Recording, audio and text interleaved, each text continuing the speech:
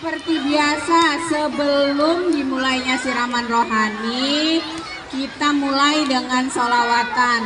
Anak-anak ikut sholawatan ya, dari kelas 1 sampai kelas 6.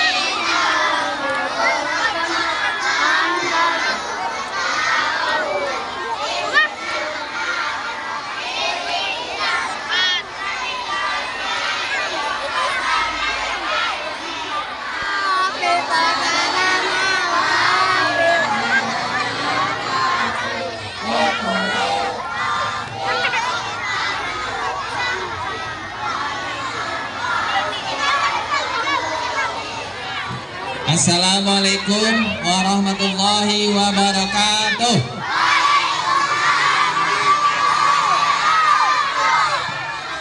Tapi kabah nih murid-murid. Allahu Akbar. Oke, tepuk 1. Coba ya dengar PD. Tepuk 1. Tepuk 2. Tepuk 3. Hari ini sehat semua?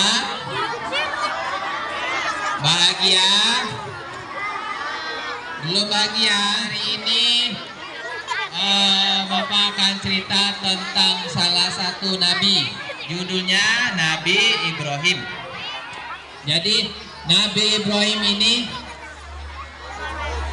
dilahirkan ya oleh seorang ibu tentunya, bukan bapak yang melahirkan, ibu. Dan ayahnya bernama Azar.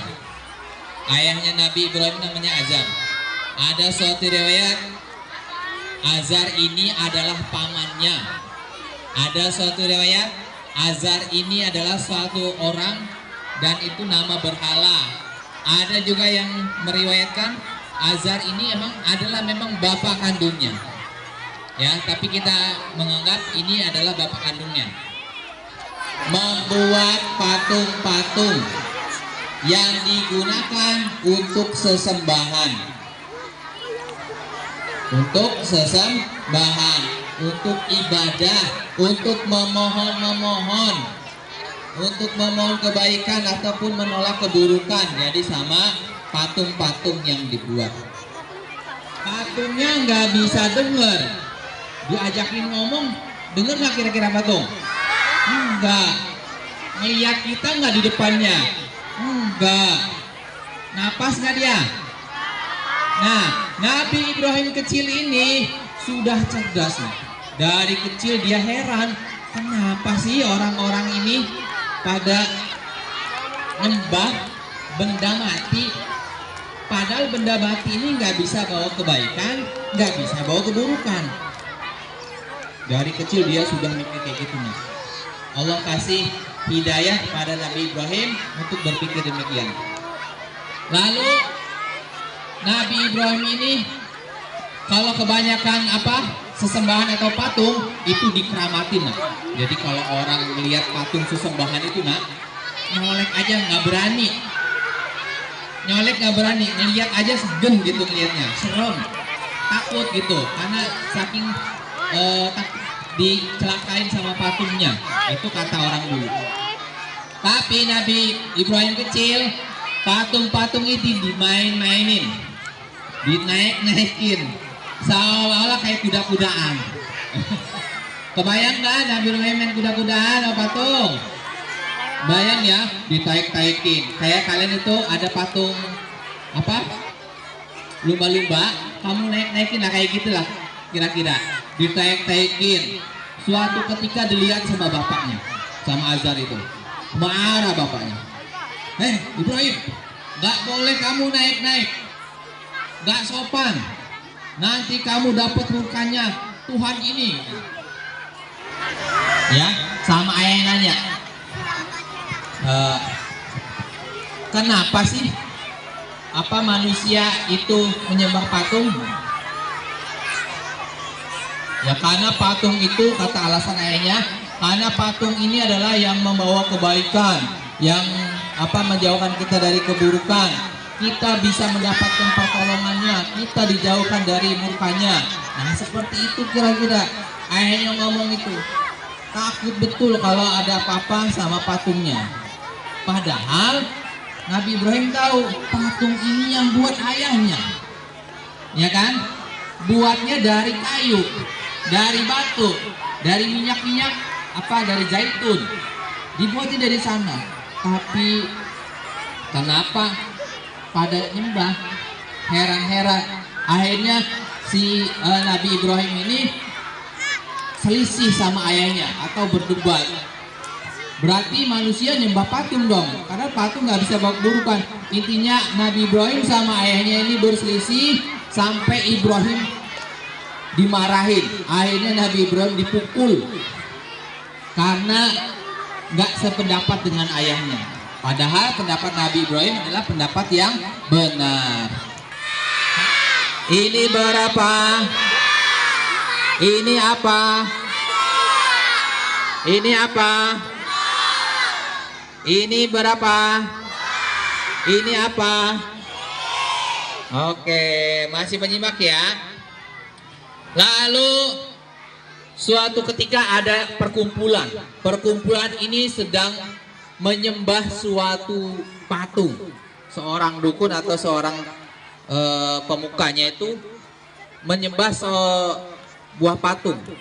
Lalu dia menyembah, ya patung, ya, berilah keberkahan, berilah rezeki kepada kaum-kaumku, katanya. Terus Nabi Ibrahim ngomong, nggak akan denger patungnya, katanya. Percuma, katanya. Heran yang ngomong ini, yang pemimpinnya. Siapa yang ngomong ini? Mana orangnya? Lalu muncul sesosok anak kecil datang. Ternyata marah dia.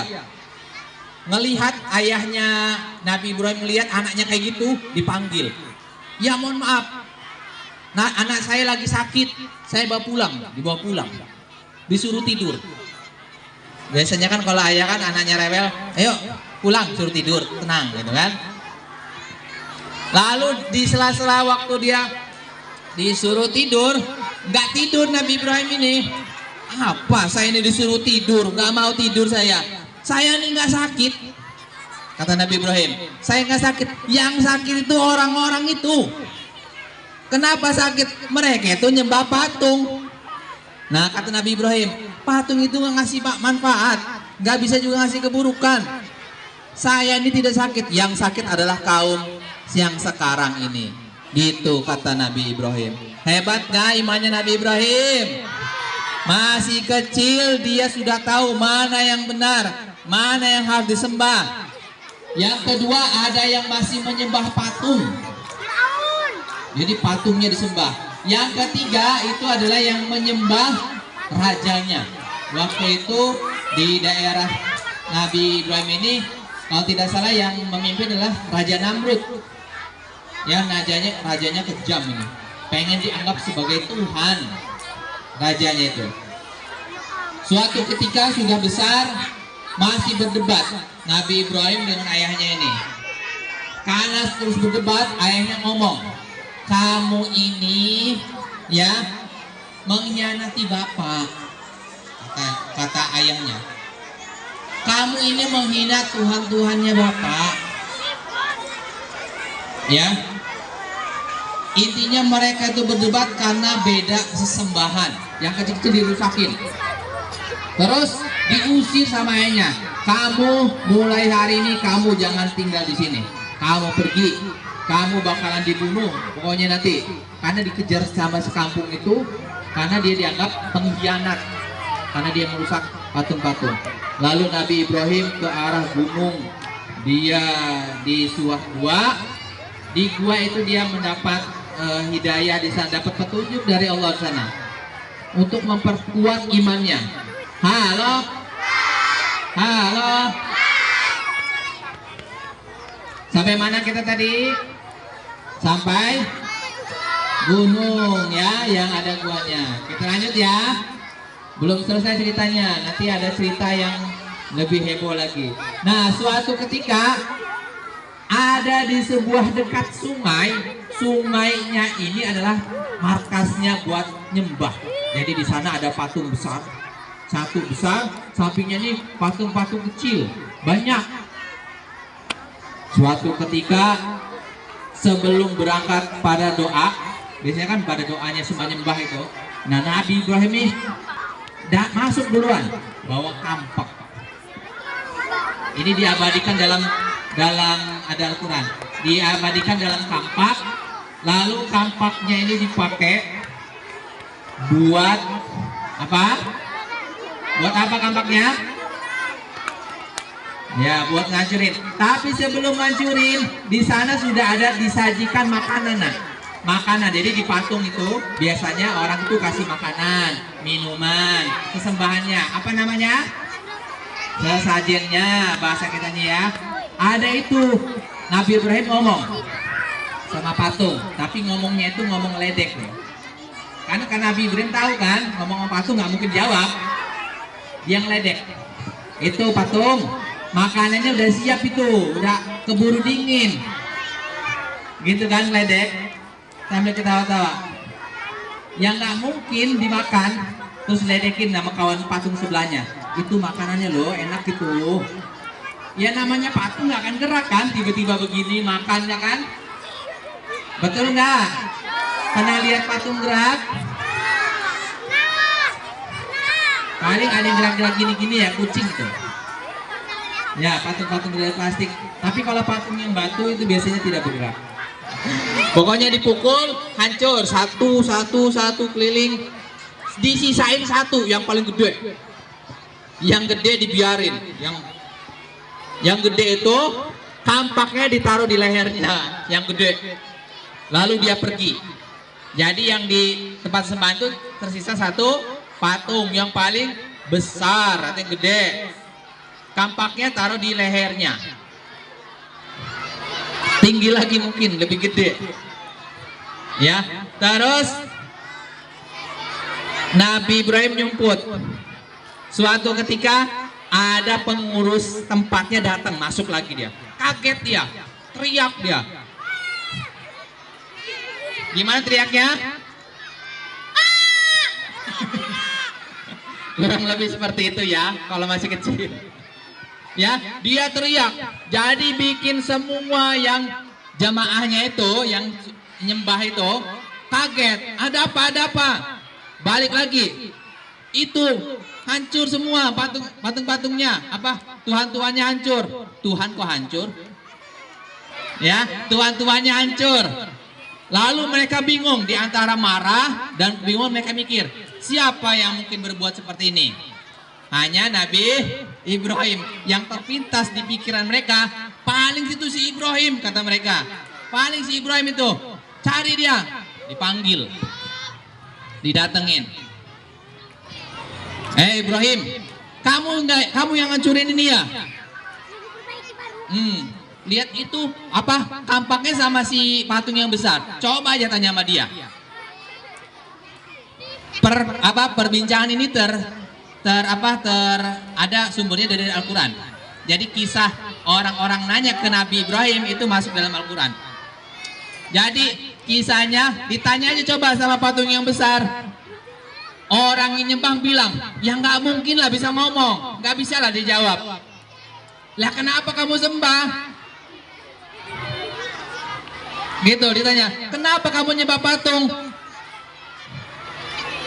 Ya, akhirnya dengan marah, tapi mereka juga nggak bisa jawab bahwa mengakui bahwa sebagian dari perkataan Nabi Ibrahim itu benar, tapi mereka tetap marah. Akhirnya berita ini nyampe kepada raja. Akhirnya Nabi Ibrahim diikat, ditangkap dan mau dieksekusi. Diikat itu pengen dibakar hidup-hidup. Serem nggak dibakar hidup-hidup? Kalau ayam bakar enak ya. Ini manusia nah yang mau dibakar hidup-hidup. Ada yang meninggal itu namanya ngaben, mirip-mirip itulah. Jadi apinya itu dibakar, kayunya dibakar. Nabi Ibrahim duduk di sana, di tengah-tengah. Lalu Nabi Jibril datang. Di pandangan Nabi Ibrahim ini Jibril datang. Lalu ditanya, "Mak, kamu nggak mau apa? Sesuatu kah dari saya?" Kata Nabi Jibril. Malaikat Jibril. Siapa yang diperintahkan? Api. Ini contohnya ya. Pak Edi duduk di sana api, sini api. Ya, api banyak dibakar. Lalu Allah perintahkan api, "Hai api, jadilah engkau dingin." Jadilah engkau dingin. Ya, atau sejuk. Intinya tidak mencelakai dan menyelamatkan Nabi Ibrahim alaihissalam. Lalu terbakar. Apinya tuh gede nak. Pernah masak di tungku? Dekat gini muka kamu jadi hitam nggak? Siapa yang masak tungku muka jadi hitam? Oh banyak tuh sebagiannya yang rumahnya tungku. Jadi seperti itu. Jadi orang di samping-sampingnya ngerasa kepanasan sampai mereka itu bahasa kita perong-perong ya. Mukanya ya kalau bahasa asingnya gitu perong tuh. Hitam-hitam. Mukanya hitam-hitam, tapi dengan izin Allah yang terbakar hanya talinya. Jadi Nabi Ibrahim cuma duduk aja. Padahal udah lama apinya, udah habis, kayunya habis. Kaget mereka. Loh, kok masih hidup? Bahkan bajunya tidak terbakar nak. Bajunya yang dipakai tidak terbakar, yang terbakar hanya tali yang ikat. Ya, semua di situ kaget. Yang ngelihat aja mukanya kena panas, mukanya jadi hitam. Ya, Nabi Ibrahim yang pas di apinya tidak merasakan apa-apa, panasnya tidak dirasakan. Bahkan bajunya pun tidak terbakar dengan izin Allah. Tidak ada yang tidak mungkin. Tapi mereka tidak beriman tetap. Sudah ditampakkan kejadian seperti itu, mereka tidak beriman kecuali 2 orang. Laki dan perempuan. Siapakah ini? Siapakah 2 ini? Hajar dan Lut. Hajar akan jadi istrinya, Lut akan menjadi nabi. Cuma 2 orang nah. Di kaum itu udah tunjukin orang yang bisa selamat dari api yang panas banget, masih nggak beriman cuma 2. Ya, lalu setelah itu Nabi Ibrahim ini tidak betah di kampungnya karena udah saking sulitnya diingatkan. Akhirnya Nabi Ibrahim ini hijrah atau pindah dengan Hajar. Nanti selanjutnya sampai kurban kisahnya. Mungkin itu sampai sini anak-anak semua. Seru nggak kisahnya?